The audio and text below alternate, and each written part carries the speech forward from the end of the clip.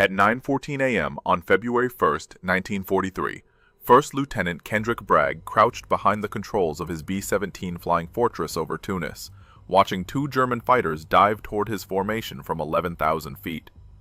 26 years old, 41 combat missions, 0 aircraft lost. Two Messerschmitt fighters broke from their patrol. One rolled toward the lead bomber, the second lined up on All-American. The mission to Tunis had started 3 hours earlier from Biskra airfield in Algeria. Bragg's squadron, the 414 Bomb Squadron of the 97th Bomb Group, had received orders to hit the docks. German supply ships were feeding Rommel's Afrika Korps. Cut the supply line. Starve the army. They dropped their bombs 12 minutes ago. The docks were burning. Now they faced the fighters. These 17 crews called it the Gauntlet. The moment after bombs away when formations turned for home and German fighters swarmed. In the previous 4 months, the 97th had lost 19 fortresses, 190 men. Some bailed out over enemy territory. Some burned in their cockpits. Most crashed into the Mediterranean. The mathematics were brutal. A bomber crew needed to survive 25 missions to go home. The odds of reaching 25 were less than 1 in 4. Bragg watched the first Messerschmitt attack the lead plane. Tracers cut through the formation. The B-17's nose guns returned fire. The German fighter rolled away, trailing smoke. The second Messerschmitt came at All-American head-on, 600 miles per hour of closing speed. Bragg's bombardier, Ralph Burbridge, fired the nose guns. 50 caliber rounds walked up the fighter's fuselage. The Messerschmitt didn't pull away. Later, intelligence would identify the pilot as Eric Paxia. 16 confirmed kills. An ace. Either Burbridge's rounds killed him or wounded him badly enough that he couldn't control his aircraft. The fighter kept coming. Bragg rammed the control column forward. All-American dove. The Messerschmitt's wing clipped the B-17's vertical stabilizer and tore diagonally through the rear fuselage. Metal screamed. The bomber pitched up violently. Bragg felt the controls go slack in his hands. Behind him, through the open bomb bay, he saw daylight where the fuselage should have been solid. The entire left horizontal stabilizer was gone. The fuselage was sliced nearly in half. Co-pilot Godfrey Engel grabbed his parachute. Navigator Harry Nusel looked back at the gash and said one word. "Bail." Bragg checked his instruments. 4 engines still running. 2 on the right side coughing but turning. Altitude holding at 9,000 feet. The bomber wanted to climb. He pushed forward with both hands and his knees. The nose dropped slightly. The formation slowed around them. 9 other B-17s matched All-American speed. A protective shell against the fighters still circling. They were 90 miles from Biskra. 90 minutes of flight time. Over enemy territory. With a bomber that could tear itself apart at any moment. If you want to see how Bragg kept this destroyed fortress flying, please hit that like button. It helps us share these forgotten stories with more people. Please subscribe if you haven't already. Back to Bragg. Bragg called to his crew on the intercom. Static. The electrical system was damaged. He needed to know if anyone was hurt. He needed to know if the tail section was even attached. And he needed to decide in the next 60 seconds whether to order his crew to jump into the Tunisian desert or try to fly a half-destroyed bomber home. Bragg unbuckled and climbed out of his seat. The bomb bay doors were still open from the attack run. Cold air howled through the fuselage at 9,000 feet. He could see through the gash in the rear fuselage all the way to the tail section. The tail gunner Sam Sarpolis was still in his position. Alive. Moving. Cut off from the rest of the crew by 16 feet of empty air where the floor should have been. Engineer Joe James appeared at Bragg's shoulder. Both right engines losing oil pressure. Left outboard engine running hot. Electrical system shot. Oxygen system dead. Radio completely gone. The tail? Hanging by the right side frame. That's it. Maybe some structural members I can't see. The whole thing swinging in the slipstream. Bragg looked at the tail gunner again. Sarpolis gave him a thumbs up through the plexiglass. 150 pounds of man holding the tail section stable by his weight alone. Radio operator Paul Galloway crawled forward. Intercom's dead, but the bomb site autopilot wiring is intact. The Norden system uses separate electrical lines to the control surfaces. The Norden bomb site had its own autopilot. Electrically controlled servos mounted near the rudder and elevator. designed to hold the aircraft steady during bomb runs, not designed to fly a crippled bomber home. But it was all they had. Can we control it from the cockpit? The Bombardier Station. Burbridge can manipulate the autopilot inputs. You call out what you need, he translates it into autopilot commands. Bragg climbed back into the pilot's seat. The bomber was holding altitude but drifting right. Every control input felt like pushing against a wall. The damaged tail created massive drag on one side. He looked at Engel. We try for Biskra. The co-pilot stared at him. 90 miles? Formation stays with us until we're clear of fighters. Then we're on our own. Start dumping weight. Ammunition, guns we can remove, everything not bolted down. Bragg keyed the dead intercom, then remembered. He sent James back through the aircraft with orders. Strip the plane. Throw out everything. They needed to stay airborne for 90 minutes with 2.5 engines and half a fuselage. Waist gunner Michael Zook appeared with his 50 caliber machine gun, 700 pounds of weapon system. He heaved it through the gash in the fuselage. It tumbled toward the desert below. Ball turret gunner Elton Conda followed with ammunition cans, 500 rounds per can, 40 pounds each. Gone. The Messerschmitts made one more pass. Conda and Zook stood in the fuselage with their heads and shoulders exposed through the torn metal. They fired their remaining weapons. The German fighters broke off, out of ammunition or fuel, or both. The formation was beyond their operational range. The other B-17s pulled ahead. Standard procedure. Don't risk 9 aircraft, for one. All-American dropped to 8,000 feet, then 7,000. Bragg was trading altitude for airspeed. If they went too slow, the bomber would stall. Too fast, and the damaged tail would rip off completely.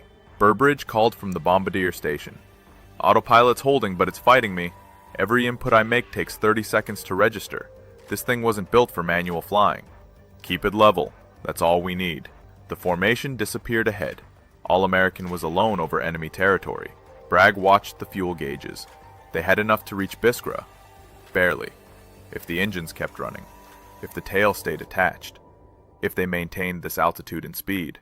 The desert rolled past below. Mountains to the north, the Mediterranean to the east. Biskra was southwest. 80 miles now. 75 minutes. Then the number 3 engine started smoking. The left outboard. The one James said was running hot. White smoke first, then gray, then black. Bragg watched the cylinder head temperature gauge climb into the red.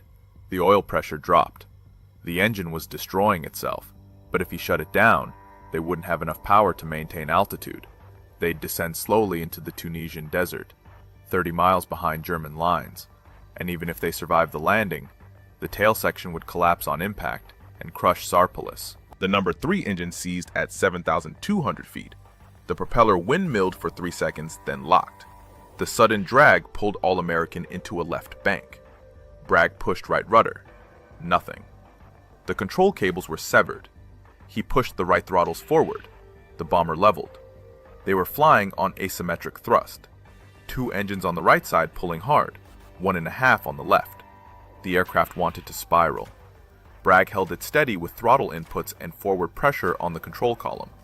His knees ached. His hands cramped around the yoke. Engel watched the altimeter.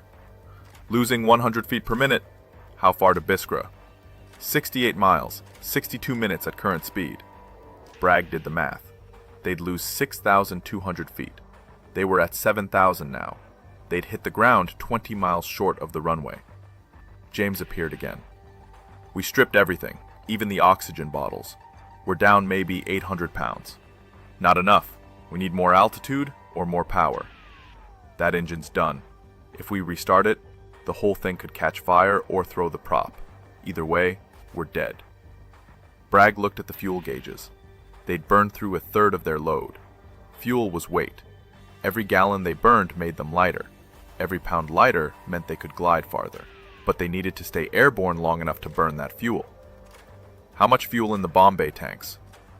Maybe 200 gallons? Why? Dump it. James stared at him. We need that fuel to reach Biskra. We won't reach Biskra if we hit the ground in 40 minutes. Dump the Tokyo tanks. All of them. Get us another 1,000 pounds lighter right now. James crawled back through the aircraft. 2 minutes later, fuel sprayed from the bomb bay. 200 gallons at 6 pounds per gallon. 1,200 pounds of weight gone in 30 seconds. The altimeter steadied, then climbed. 7,100 feet. 7,200. 7,300. Bragg felt the bomber respond. Lighter, more lift from the wings. The descent stopped at 7,500 feet. They had breathing room. Maybe enough. The autopilot servos whined. Burbridge was fighting to keep the nose level as the center of gravity shifted with the fuel dump. Autopilot's overheating. These motors weren't designed to run continuously for an hour. How long can they last? I don't know. Maybe 30 minutes? Maybe 5. 55 miles to Biskra. 50 minutes of flight time. The desert stretched endlessly below. Empty. No roads, no villages. No place to land except sand and rock. If the autopilot failed, they'd lose all control.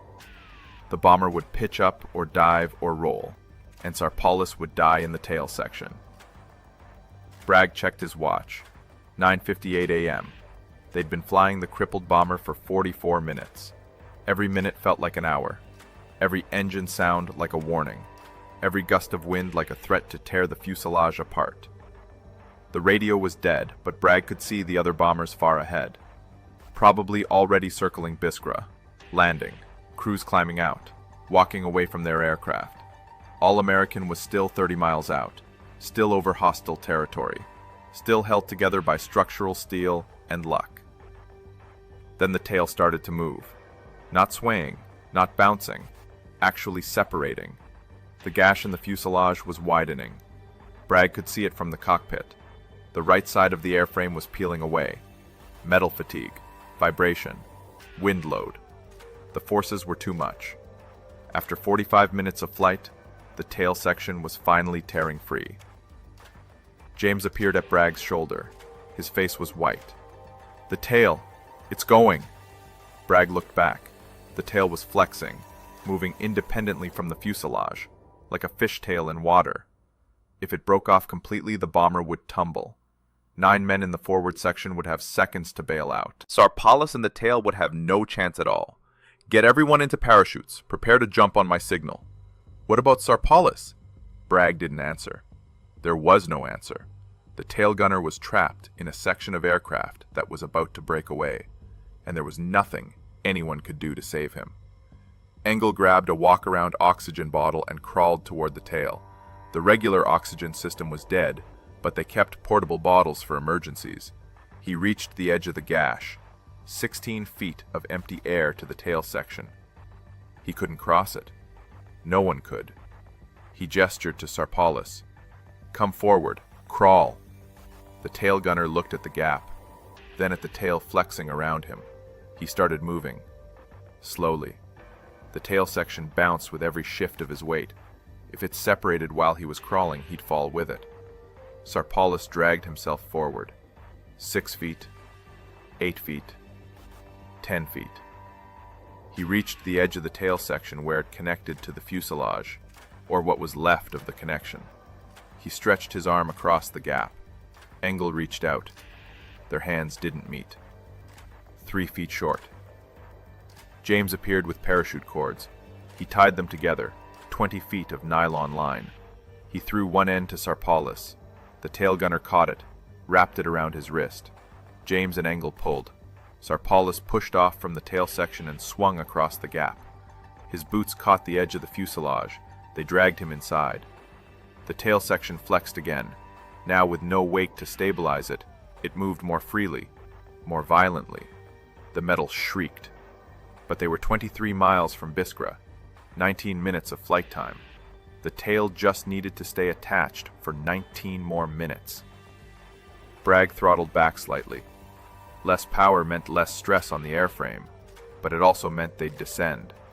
7,000 feet, 6,800, 6,500. The altimeter unwound steadily. He could see Biskra now. The airfield appeared on the horizon. Flat desert with 3 dirt runways scratched into the sand. A handful of tents, some fuel trucks. The other B-17s from the mission were already on the ground. Tiny shapes lined up along the runway. Burbridge, can you get us lined up for landing? The autopilot's barely responding. These servos are cooked. I'll try. All-American descended through 5,000 feet.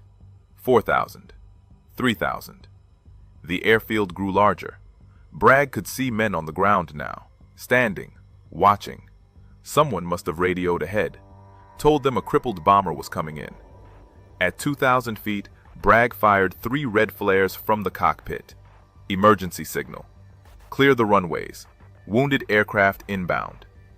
The flares arced up and burst, visible for miles across the flat desert. The ground crews scattered. Trucks pulled off the runway. The other B-17s taxied clear. All-American had the entire airfield to itself. Engel called out altitude. 1,000 feet. Airspeed 130. We're high and fast. Bragg pulled the throttles back further. The engines spooled down. The bomber settled. 800 feet. 600. 400. He could see individual men on the ground now, some running, some just standing with their hands shading their eyes. Gear down. Engel reached for the landing gear lever, paused. If the gear won't lock, we're landing on the belly anyway. Should we even try? Try.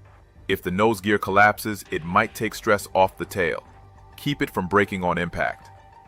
The gear motor whined. Bragg felt the thump as the main wheels locked down. The tail wheel indicator stayed dark. The tail wheel was attached to the tail. The tail was barely attached to the aircraft. No tail wheel. 200 feet. The runway filled Bragg's windscreen. Packed dirt. Hard as concrete in the desert sun. He eased back on the yoke. The nose lifted slightly. Too much and the tail would dig in. Not enough and the nose gear would collapse. He needed to hold the tail off the ground as long as possible. Let the main wheels take the weight first. 100 feet. 50 feet. The bomber dropped toward the runway. Bragg's hands were locked on the yoke. His feet braced against the rudder pedals that didn't work. Every muscle in his body was tense. The main wheels touched. Dust exploded behind the aircraft. All-American bounced. Settled again. The wheels grabbed. The bomber rolled, still moving at 80 miles per hour. The tail dropped. Metal scraped across the packed dirt. A grinding howl of aluminum on sand. The tail section collapsed. The bomber skidded forward. Sparks flew from the tail, dragging across the runway. The screech of tearing metal echoed across the airfield. Bragg held the control column back, keeping the nose up, keeping weight off the front gear. 70 miles per hour. 60. 50. The bomber slowed. The tail section dragged, then stopped dragging. It had separated completely. Bragg felt the aircraft lighten. The back end was gone. 40 miles per hour. 30. 20. All-American rolled to a stop 800 yards down the runway. The engines were still running. Bragg's hands were still locked on the yoke. Engel reached over and pulled the mixture controls to idle cutoff. The engines died, one by one. Silence. Bragg sat in his seat. His legs were shaking. His hands wouldn't release the control column. Engel had to pry his fingers off. James appeared from the back. Everyone's alive, no injuries. Sarpalis is out, Conda is out. Everyone's getting off now. Bragg climbed out of his seat. His knees nearly buckled. He'd been flying for 4 hours, the last 90 minutes at full tension. Every muscle was cramped. He walked back through the fuselage. The bomb bay was empty. The waist section was stripped bare. Then he reached the gash. He could see straight through to the runway behind them.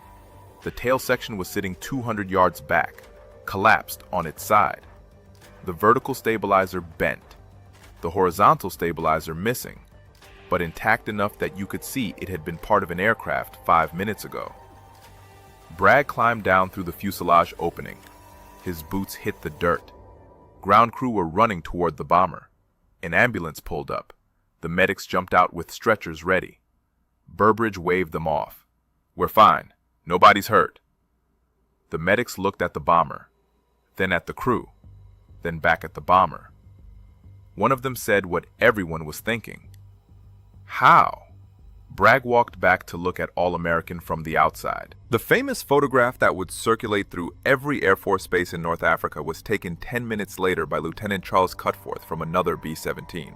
But even without the photograph, the damage was obvious. The left horizontal stabilizer was completely gone, ripped off at the root. The vertical stabilizer was damaged. The rudder was barely attached. The fuselage had a diagonal gash from the top turret position all the way to where the tail should have been. You could see through the aircraft from one side to the other, daylight visible through a 16-foot gap. 2 engines on the right side were destroyed. Oil streaked the wings. The left outboard engine was seized. Only 1 engine out of 4 was undamaged. The electrical system was shot. The oxygen system was torn apart. The radio was in pieces. Control cables dangled from the severed tail section. Navigator Harry Newsell stood next to Bragg. He pulled out a small camera, started taking pictures. Nobody's going to believe this. The ground crew chief appeared, Hank Highland. He'd maintained All-American since the bomber arrived in North Africa 3 months earlier. He walked around the aircraft slowly, touching the torn metal, looking up into the gash. He stopped at the tail section lying on the runway. "Lieutenant, how did you fly this?" "Norden autopilot. We couldn't use the control surfaces directly, so we used the bomb sight servos." "For 90 minutes? 87 minutes. We dumped fuel to gain altitude, threw out guns and ammunition to reduce weight, flew on asymmetric power after number 3 seized." Highland looked at the crew. 10 men, all standing, all walking. Not a scratch on any of them. He looked back at the bomber. "This aircraft should not have made it back. The tail should have separated over Tunisia. You should all be dead or prisoners right now." Bragg didn't respond, because Highland was right. By every engineering calculation, by every principle of aerodynamics, by every law of physics, All-American should have broken apart over enemy territory. The fact that it didn't wasn't skill or training or even luck. It was something else. Something about the B-17 Flying Fortress that made it the most survivable bomber of World War II. And understanding what that something was would save thousands of lives over the next 2 years. The Boeing engineers who designed the B-17 in 1935 had made one critical decision that other aircraft manufacturers hadn't. They built the fuselage using a semi-monocoque structure with heavy longitudinal stringers and deep circular frames spaced every 20 inches. Most aircraft used the fuselage skin to carry structural loads. The B-17 used an internal skeleton. The skin was secondary. This meant that if part of the fuselage was damaged, the loads redistributed through the frame members.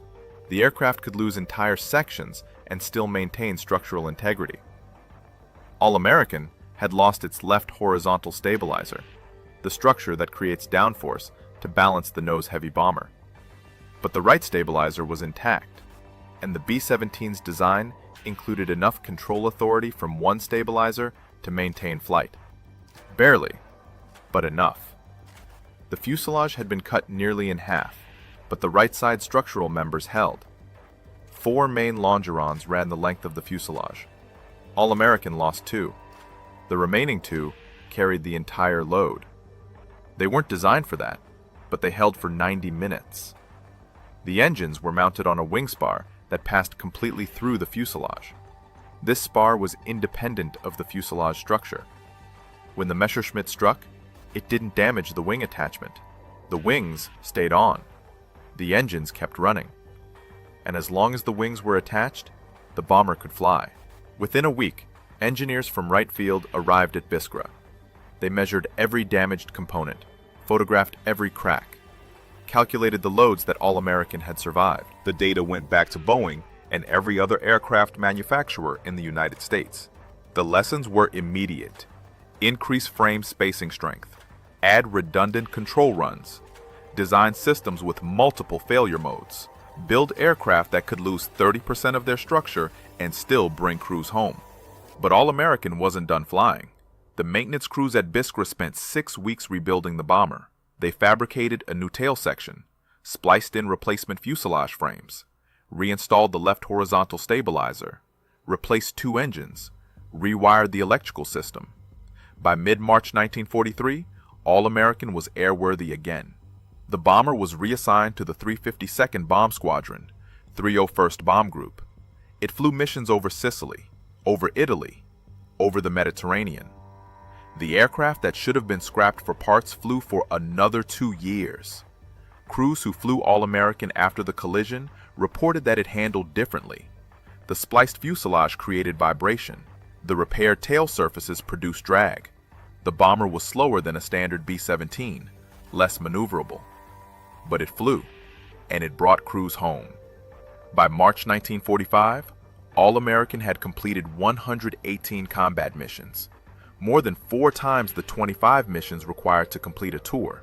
The bomber had survived fighters, flak, weather, mechanical failure, and a mid-air collision that should have killed everyone aboard. On March 6, 1945, at Lucera Airfield in Italy, maintenance crews finally declared All-American beyond economical repair. Not because of the collision damage, that had been fixed 2 years earlier, but because of accumulated wear from 118 missions. The airframe was tired. The engines were worn. The systems were failing. They dismantled the bomber for salvage. The engines went to other aircraft. The instruments were redistributed. The fuselage was cut apart for scrap aluminum. By March 10th, All-American no longer existed as a complete aircraft, but the story didn't end there. Lieutenant Kendrick Bragg flew 23 more missions after February 1st. He completed his tour in June 1943 and returned to the United States. He never spoke publicly about All-American, never gave interviews, never wrote a memoir. He died in 1994 at age 77. The other crew members scattered across the war. Some completed their tours, some didn't. Tail gunner Sam Sarpolis survived the war and returned to Pennsylvania. He rarely talked about the day he rode in a tail section, hanging by 2 structural members over the Tunisian desert, but the photograph remained. The image of All-American flying with its fuselage cut open became one of the most famous pictures of World War II, not because it showed destruction, but because it showed survival. The B-17 earned a reputation that no other bomber in World War II could match. Crews called it the Flying Fortress, not because of its guns, because it brought them home. The statistics were clear. Of the 12,731 B-17s built during the war, 4,735 were lost, a 37% loss rate. High. But the B-24 Liberator lost 45%. The Lancaster lost 51%. When you measured by crew survival, the difference was even larger. B-17 crews had a ditching survival rate of 78%. If the bomber went down over water, 3 out of 4 crew members survived. The B-24's ditching survival rate was 32%. The B-24's fuselage was a single structural unit. When it hit water, it broke apart. The B-17's frame structure kept it intact long enough for crews to escape. Over Germany and occupied Europe, B-17s absorbed damage that would destroy other aircraft. One B-17 returned to England with the entire nose section blown off. The bombardier and navigator were dead, but the pilots flew the aircraft home. Another B-17 collided with a German fighter over Cologne. The fighter's propeller cut through the cockpit, killed the co-pilot. The pilot landed with his dead co-pilot still strapped in the seat beside him. A B-17 named Ricky Tikki Tavi had its tail section severed by flak over France. The tail gunner Craig Bowman was trapped in the separated tail section. It fell separately from the bomber. Bowman survived. The pilot landed the bomber without a tail. Both the bomber and the gunner made it back. These weren't accidents. They were the result of deliberate engineering choices made in 1935 when Boeing designed the aircraft. Redundant systems, strong frames, independent structural elements. The B-17 was over-engineered by the standards of the time, heavier than it needed to be, more expensive to build. But those extra pounds of steel and aluminum saved thousands of lives. By 1944, every Allied heavy bomber incorporated lessons from the B-17. The British Lancaster added redundant control runs. The B-24 Liberator received structural reinforcements. New bombers like the B-29 Superfortress were designed from the start with damage tolerance as a primary requirement. But the B-17's reputation came at a cost.